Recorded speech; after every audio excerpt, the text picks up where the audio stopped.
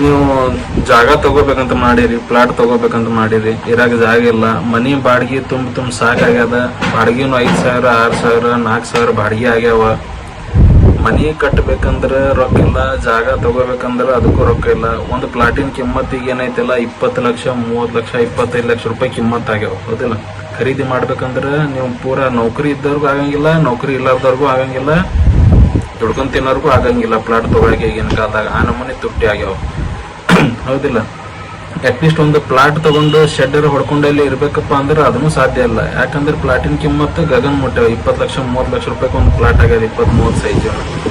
ಎಂಥ ಒಂದು ಸಮಯದಾಗ ಗೌರ್ಮೆಂಟ್ ನಿಮ್ಗೆ 1,12,000 2 ಲಕ್ಷ 3 ಲಕ್ಷಕ್ಕೆ ಒಂದು ಪ್ಲಾಟ್ ಕೊಡಕತ್ತೈತಂದ್ರೆ ನೀವು ಏನು ಮಾಡ್ತೀರಿ? ತಗೋತಿರೋದಿಲ್ಲ, ಅಪ್ಲೈ ಮಾಡ್ತಿರಲ್ಲ. ಅದ್ರ ಸಂಬಂಧ ಒಂದು ಭಾರಿ ಬೆಸ್ಟ್ ಸ್ಕೀಮ್ ತಂದಾರ ಕರ್ನಾಟಕ ಗೌರ್ಮೆಂಟ್ದವರು.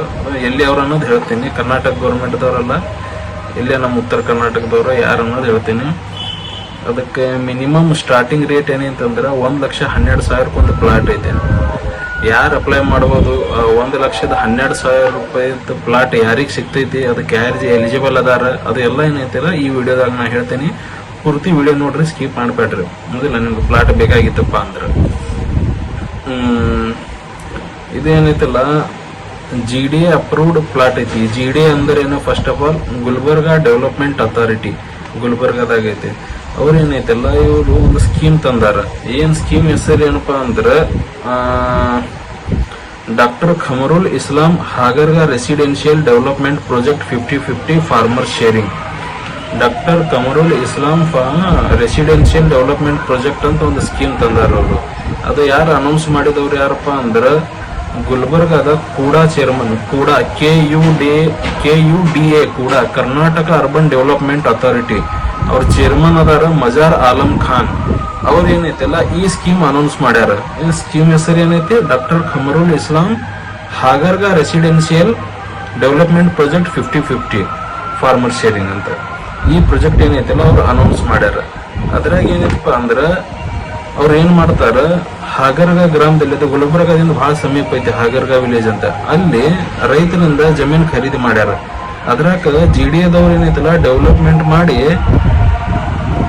ಅದು ಡೆವಲಪ್ಮೆಂಟ್ ಮುಗಿದಿಂದ ಅದ್ರಾಗ ಅರ್ಧ ಪ್ಲಾಟ್ ಏನದಾವಲ್ಲ ರೈತರಿಗೆ ಕೊಡ್ತಾರೆ. ಯಾರಿಂದ ಖರೀದಿ ಮಾಡ್ಯಾರಲ್ಲ ಆ ರೈತರಿಗೆ ಏನೈತಲ್ಲ ಅರ್ಧ ಪ್ಲಾಟ್ ಅವರಿಗೆ ಏನ್ ಮಾಡ್ತಾರೆ, ರಿಸರ್ವೇಶನ್ ಮಾಡ್ತಾರೆ. ಆ ರೈತರು ಮಾತ್ರ ಅವ್ರು ಖರೀದಿ ಮಾಡ್ಬೋದು. ಇನ್ನು ಉಳ್ಕಿದ ಅರ್ಧ ಪ್ಲಾಟ್ ಏನೈತಲ್ಲ ಬಡ ಜನರಿಗೆ, ಜನರಲ್ ಅವ್ರ ರೈತನ ಹೊರತುಪಡಿಸಿ ನೌಕರಿ ಮಾಡೋರಾಗ್ಲಿ, ಎಕ್ಸ್-ಆರ್ಮಿ ಆಗ್ಲಿ, SC-ST-ದವರಾಗ್ಲಿ, ಅವರು GDAದವ್ರು ಏನ್ ಮಾಡ್ಯಾರ 117 ಎಕರೆ 5 ಗುಂಟೆ ಜಮೀನು ಅಲ್ಲಿ ಹಾಗರ್ಗಾ ವಿಲೇಜ್ದಾಗ ಖರೀದಿ ಮಾಡ್ಯಾರ. ಅದ್ರಾಗ 1,808 ಏನೈತಲ್ಲ ಪ್ಲಾಟ್ ಕುಂದಿರ್ತಾವ. ಅದ್ರಾಗ 9 ಪಾರ್ಕ್, ಟೋಟಲ್ 9 ಪಾರ್ಕ್, ರಸ್ತೆ ಅದಾವ, ದಾರಿ, ಡಾಂಬರ್ ರೋಡ್ ಅದಾವ, ಲೈಟಿನ ಕಂಬ, ಚರಂಡಿ, ಅವು ನಾರ್ಮಲ್ ಎನ್ನೇ ಪ್ಲಾಟ್ ಆ ನಮೂನಿ ಡೆವಲಪ್ಮೆಂಟ್ ಮಾಡಿರ್ತಾರ. ಅದು GDA ಐತಿ, ಗುಲ್ಬರ್ಗಾ ಡೆವಲಪ್ಮೆಂಟ್ ಅಥಾರಿಟಿ. ಅದನ್ನು ಎನ್ನೇ ಪ್ಲಾಟ್ಕಿಂತ ಚೆನ್ನಾಗಿ ಡೆವಲಪ್ಮೆಂಟ್ ಇರ್ತಾವ ಅವು ಪ್ಲಾಟ್.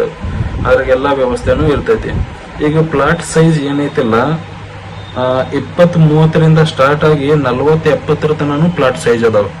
ಈಗ 20-30 ಫೂಟ್ ಪ್ಲಾಟ್ ಸೈಜ್ ಏನೈತಿಲ್ಲ SC-ST-ದವರಿಗೆ ಅದ್ರ ರಿಸರ್ವ್ ಐತೆ.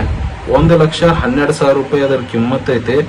ಅದೇ ರೀತಿ 20-30 ಸೈಜಿಂದ ಪ್ಲಾಟ್ EWS ಕ್ಯಾಟಗರಿ ರಿಸರ್ವ್ ಇದ್ದದ್ದು, ಅದೇ ಪ್ಲಾಟಿನ ಕಿಮ್ಮತ್ತು 2,25,000 ರೂಪಾಯಿ ಅವ್ರಿಗೆ ಐತಿ.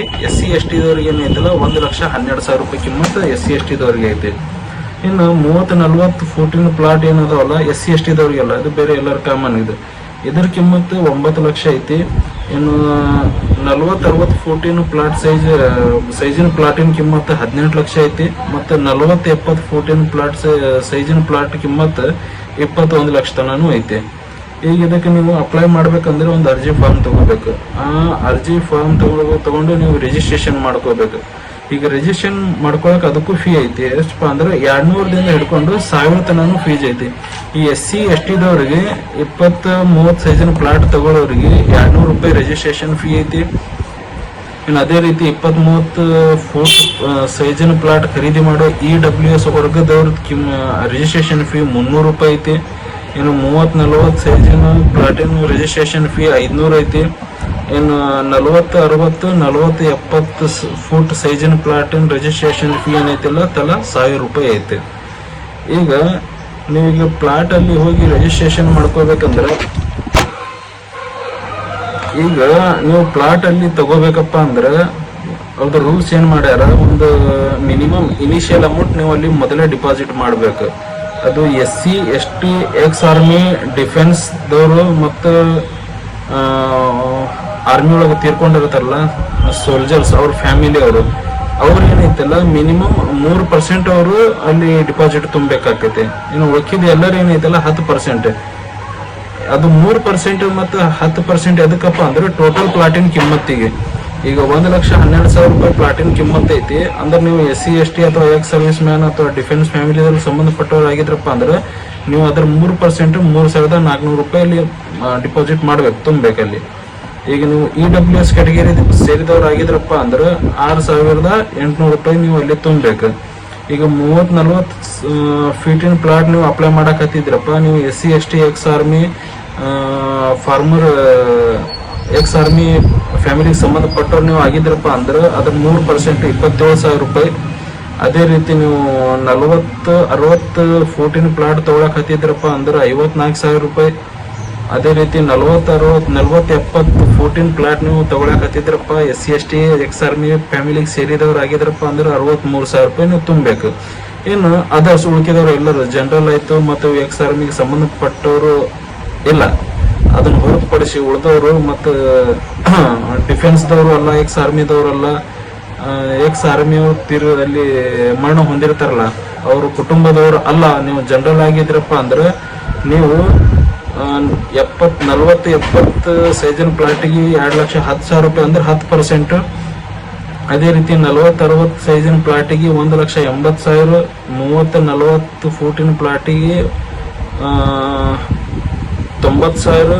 ಮತ್ತು EWS ಕ್ಯಾಟಗರಿದವರು ಸೇರಿದವರು 20-30 ಫೂಟಿನ ಪ್ಲಾಟಿನ್ಗೆ 22,500 ರೂಪಾಯಿ ಐತಲ್ಲ ನೀವು ತುಂಬಬೇಕಾಕತಿ ಇನಿಷಿಯಲ್ ಪೇಮೆಂಟ್. ಅದು ಡೌನ್ ಪೇಮೆಂಟ್ ಮೊದಲು ತುಂಬಬೇಕು, ಡೌನ್ ಪೇಮೆಂಟ್ ಅಂತಾರಲ್ಲ ಅದಕ್ಕೆ. ಈಗ ಅದೇ ರೀತಿ ಏನೈತಿಲ್ಲಪ್ಪ, ಇದು ಪ್ಲಾಟ್ ಈಗ 1,808 ಪ್ಲಾಟ್ ಆಗ್ತಾವ ಅಂದ್ರೆ ಅವು ಎಲ್ಲ ಯಾರ್ಯಾರು ಅದಕ್ಕೂ ಅವ್ರು ಏನ್ ಮಾಡ್ಯಾರಲ್ಲ ಡಿವೈಡ್ ಮಾಡ್ಯಾರ, ಯಾರಿಗೆ ಎಷ್ಟು ಪ್ಲಾಟ್ ಸೇರ್ತಾವ ಅನ್ನೋದು ಅವ್ರು ಮೆನ್ಷನ್ ಮಾಡ್ಯಾರ್ಲಿ. ಈಗ ಅದರ್ ಬ್ಯಾಕ್ವರ್ಡ್ ಕ್ಲಾಸಸ್ ಏನದವಲ್ಲ BCA ಅವ್ರಿಗೆ 8% ರಿಸರ್ವ್ ಐತಿ.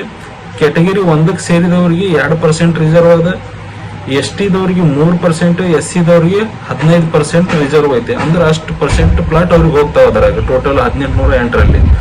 ಇನ್ನು ಸರ್ವಿಂಗ್ ಸೋಲ್ಜರ್ಸ್, ಈಗ ಸೆಂಟ್ರಲ್ ಗೌರ್ಮೆಂಟ್ ಒಳಗ ಸೆಂಟ್ರಲ್ ಆರ್ಮ್ ಫೋರ್ಸಸ್ ಇರ್ತಾವಲ್ಲ ಅದ್ರಾಗ ಅವ್ರು ಇನ್ನ ಸರ್ವಿಸ್ ಮಾಡಕತ್ತಾರ, ಜೀವಂತ ಅದಾರ ಅಂಥವ್ರಿಗೆ ಏನು ಅವರು. ಮತ್ತು ಎಕ್ಸ್ ಸೋಲ್ಜರ್ಸ್ ರಿಟೈರ್ ಆಗಿದವ್ರಿಗೆ ಎಕ್ಸ್ ಅದಾರ, ಮತ್ತು ಅವ್ರ ಹೆಂಡತಿಯವ್ರಿಗೆ ಅಲ್ಲಿ ಎಕ್ಸ್ ಆರ್ಮಿಯಲ್ಲಿ ತೀರ್ಕೊಂಡಿರ್ತಾರಲ್ಲ ಅವ್ರ ಹೆಂಡತಿ ಮಕ್ಕಳ ಕುಟುಂಬದವ್ರಿಗೆ ಅವ್ರಿಗೂ ಏನೈತಲ್ಲ ಟೋಟಲ್ 5% ಅವ್ರಿಗೆ ಏನೈತಿಲ್ಲ ರಿಸರ್ವ್ ಐತಿ.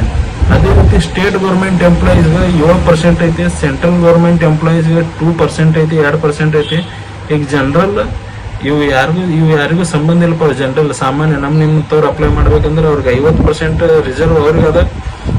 ಅದೇ ರೀತಿ individuals who have achieved ಕಮೆಂಡೇಬಲ್ achievements sports ಒಳಗೆ ಇಂಡಿವಿಜುವಲ್ ಕ್ರಿಕೆಟ್, ವಾಲಿಬಾಲ್ ಮತ್ತು ಕಬಡ್ಡಿ ಗ್ರೂಪ್ ಇರ್ತಾವ, ಇಂಡಿವಿಜುವಲ್ ಗೇಮ್ಸ್ ಇರ್ತಾವಲ್ಲ ಸ್ಪೋರ್ಟ್ಸ್, ಅದ್ರೊಳಗೆ ನೀವು ಏನಾದ್ರೂ ಅಚೀವ್ಮೆಂಟ್ ಮಾಡಿದ್ರಪ್ಪ ಅಂದ್ರೆ ಅಂಥವ್ರಿಗೆ 5%.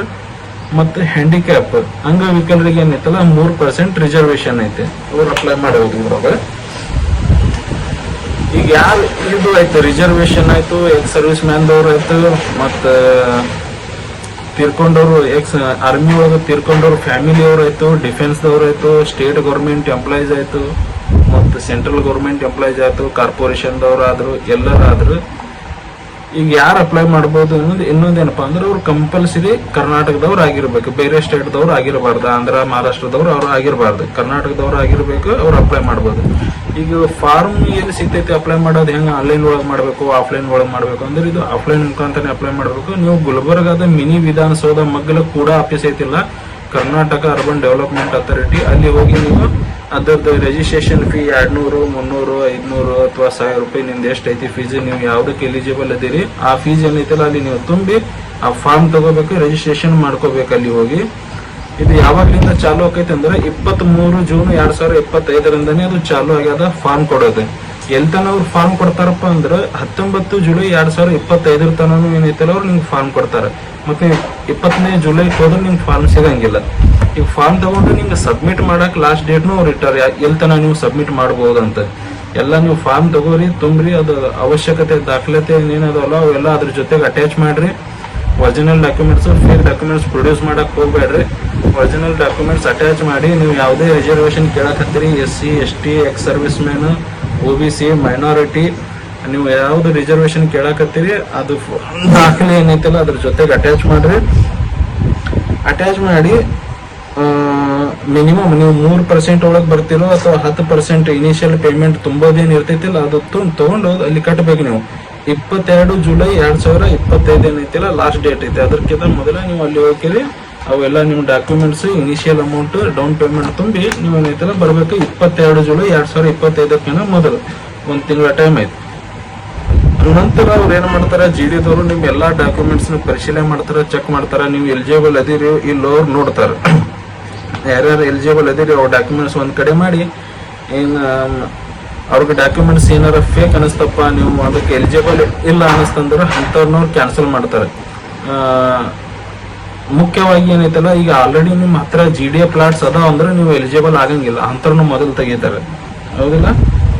ಉಳಿದ ಎಲಿಜಿಬಲ್ ಅಪ್ರೂವ್ ಮಾಡ್ತಾರೆ. ಅಪ್ರೂವ್ ಆಗಿಂದ ಪ್ಲಾಟ್ ಅಲಾಟ್ಮೆಂಟ್ ಸಿಸ್ಟಮ್ ಈಗ ಆಯ್ತಪ್ಪ, ಎಲ್ಲ ಸೆಲೆಕ್ಷನ್ ಆಯ್ತು. ಪ್ಲಾಟ್ ಅಲಾಟ್ಮೆಂಟ್ ಹೆಂಗ್ ಮಾಡ್ತಾರೆ, ಈಗ ಪ್ಲಾಟ್ ನನ್ಗೆ ಇದೇ ಪ್ಲಾಟ್ ಬೇಕು ಇದೇ ಬೇಕು ಅನ್ನಂಗಿಲ್ಲ. ಅವರು ಲಾಟ್ರಿ ಮುಖಾಂತರ ಅವ್ರು ಏನೈತಲ್ಲ ಪ್ಲಾಟ್ ಸೆಲೆಕ್ಷನ್ ಮಾಡ್ತಾರೆ. ಯಾರಿಗೆ ಏನೇನು ಈಗ ಎಷ್ಟು ಮಂದಿ ಅಪ್ಲೈ ಮಾಡಿರ್ತಾರ, ಈಗ ಸಪೋಸ್ 1808 ಪ್ಲಾಟ್ ಅದಾವ, 18,000 ಮಂದಿ ಅಪ್ಲೈ ಮಾಡಿದ್ರಂದ್ರ ಹೌದಲ್ಲ, ಅದ್ರಾಗ ಅವ್ರು ಏನ್ ಮಾಡ್ತಾರ, ಲಾಟ್ರಿ ಇಟ್ಟಿರ್ತಾರ. ಆ ಮುಖಾಂತರ ಏನೈತಲ್ಲ ನಿಮ್ ಮುಂದೆ ನಿಮ್ ಎದುರಿಗೆ ತೆಗಿತಾರ ಲಾಟ್ರಿ. ಯಾರು ಸೆಲೆಕ್ಟ್ ಆಗ್ತಾರ, ಯಾವ ಪ್ಲಾಟ್ ನಂಬರ್ ಇರ್ತೈತಿ ಅಲ್ಲೇ ಗೊತ್ತಾಗ್ತೈತಿ ನಿಮ್ಗೆ.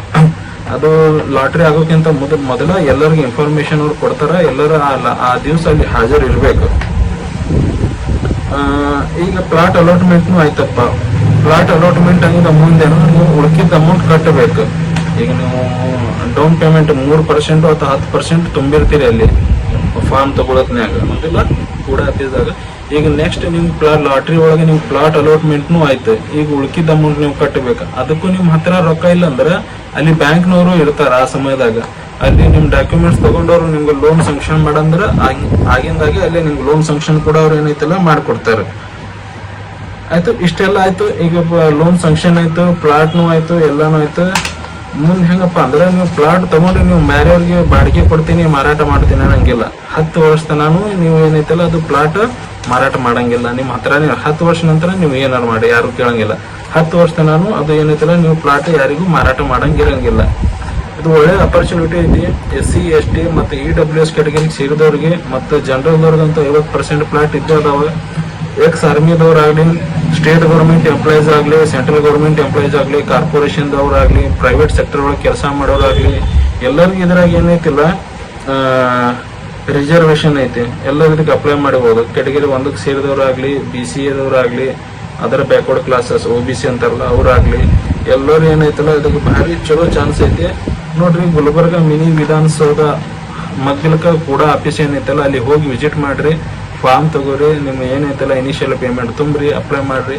ಆಯ್ತಂದ್ರೆ ನಿಮ್ಮ ಅದೃಷ್ಟ ಆಗ್ಲಿಕ್ಕಂದ್ರೆ ಏನು ಹೇಳಕ್ ಬರಂಗಿಲ್ಲ. Thank you.